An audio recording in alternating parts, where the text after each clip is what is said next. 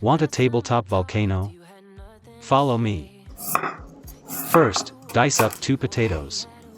Toss the potatoes in the microwave, and go for 6 minutes. Once they're out, start mashing, then toss in a pinch of pepper.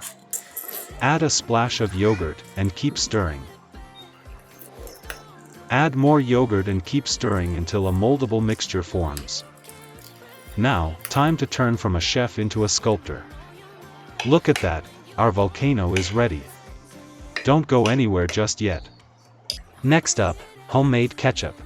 With this, you'll say goodbye to store-bought ketchup forever.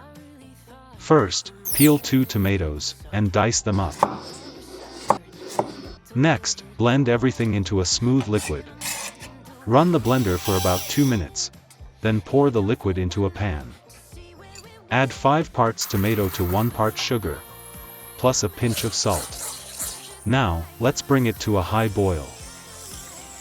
After 5 minutes, turn to low heat. Next, add a dash of white vinegar, and go for another 2 minutes, until it thickens up. There you go, perfect homemade ketchup. I'd love to hear your ideas in the comments. Let's learn and grow together.